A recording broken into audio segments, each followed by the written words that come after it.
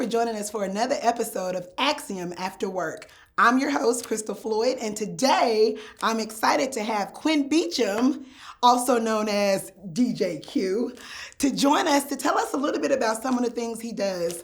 Quinn, Yes. tell us a little bit about what you do here at Acxiom.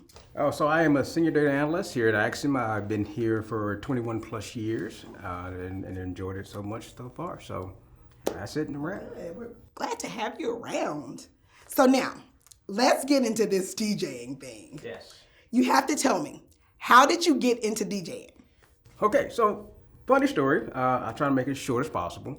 But I used to do line dance. I used to teach line dancing for the American Cancer Society. I was on the board of directors here in Conway.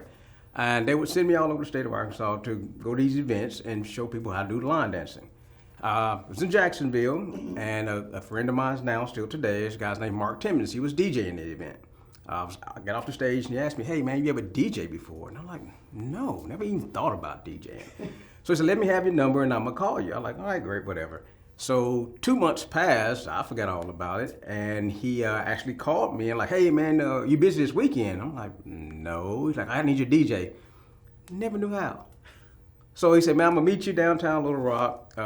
It's a corporate event, it's real easy." And this is back when we actually had to carry CDs. Oh, wow. Yes, cases of CDs, and it was on the river, and it was fun. I don't think I did horrible bad. I mean, I didn't know what I didn't know, so that's what it was. Yeah. Hence, we have DJ Q was DJ born Q. out of that moment. So you've been doing this for a long time. Yeah. So I imagine you've done all types of events. So what are some of those events that you've been a part of? So I've been doing this for roughly about 18 years. I've done a lot of weddings, private parties, school functions. I even done 2 funerals. Yeah. Interesting. Wow, that's interesting. So you've done all these events, weddings, and even funerals. What's your favorite? By far weddings. Weddings? Yes, by far weddings. So you like to get people on the dance floor? Oh yeah, if it's a fun crowd, doing this all these years, I had to learn that you have 2 types of crowds. Okay. You have a non-dancing crowd, and you can tell if they really enjoy the music, they'll sit there and they'll tap their foot and they'll nod their heads. But the dancing crowd, once they're on the floor, they're having a great time, they just let the party go. How do you determine the type of music to play at each of the events? And I also learned, never assume what people like to listen to. You just don't know.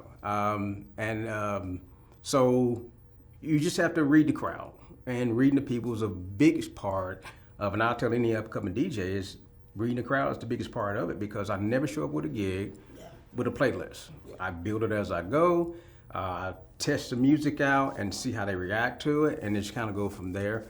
A lot of times people come up and make requests, and you kind of accommodate it to that, but most of the time just reading the crowd.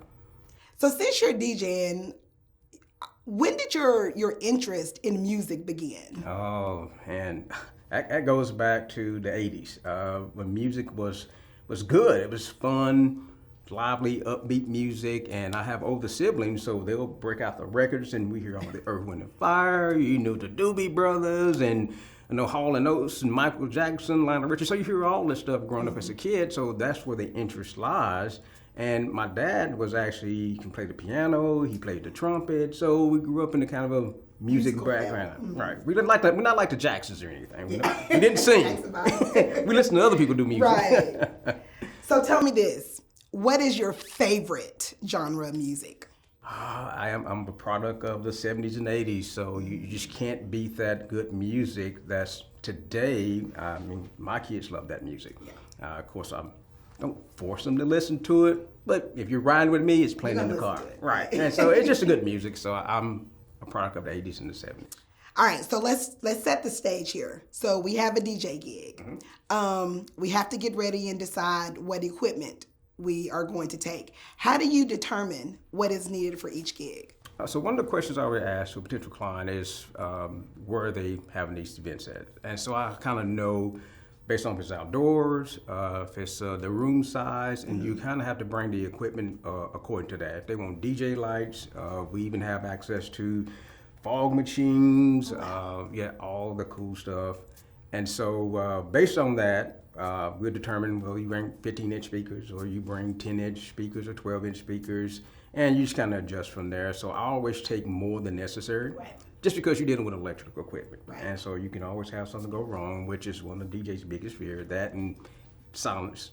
Right. When it shouldn't be, but that's how. So you have to look at the venue to determine what you need. All right, so we're there. We're at the venue. You're getting ready to set your playlist. What's going through your head? Well, if it's a wedding, weddings are stressful because you have to be perfect. Yeah. You have to be perfect because there's no can we do it again. Yeah. One shot. So basically it's making sure that I've got all the music I need, and then that it's in the order that I need to be in. Making sure that if I have a list, schedule of events, have that in front of me.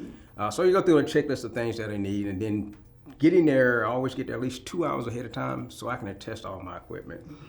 Sometimes I had to call my wife, hey, I left so-and-so at the house, I need you to bring it to me. So she'll bring it up there to me if it's close. But other than that, you just have to make do and make adjustments to it. So you have to tell me, I know there's always some funny moments. What has been your funniest moment as a DJ? Wow. Man, I can tell you one that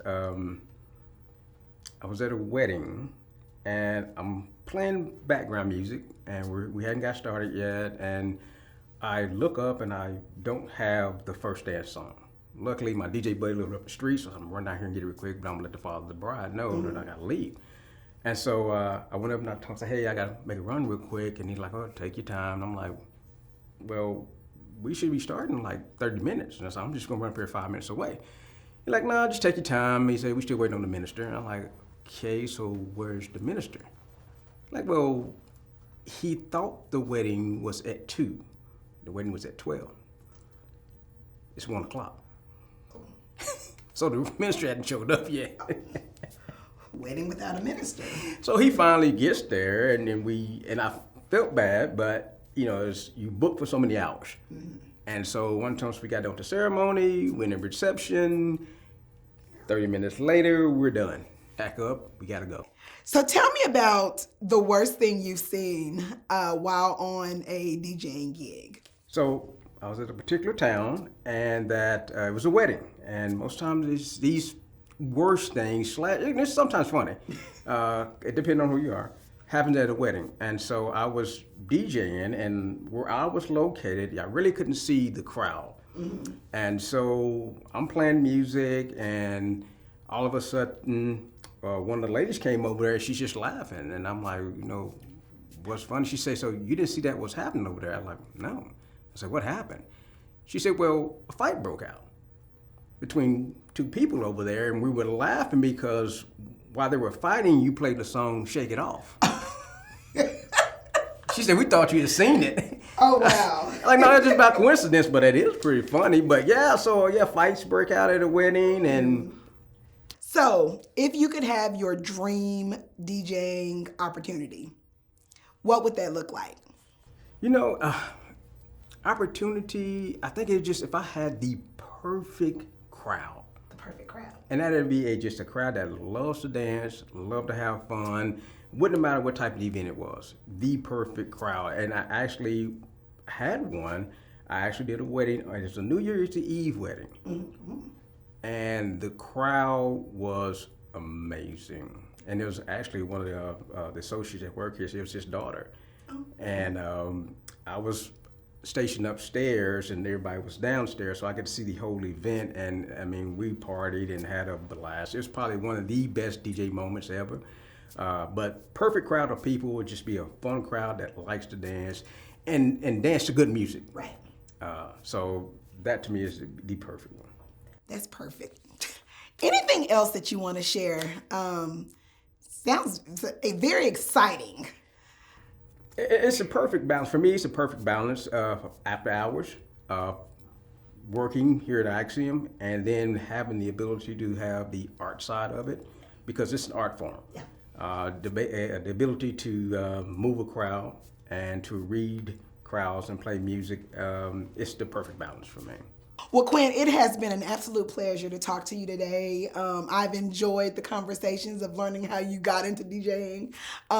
Looking forward to seeing you on the dance floor soon. Maybe you can teach us some dance moves there. I'd love to do that. Thank you for having me, Crystal. It's been a pleasure. All right. Thank you for joining us. We'll talk to you soon.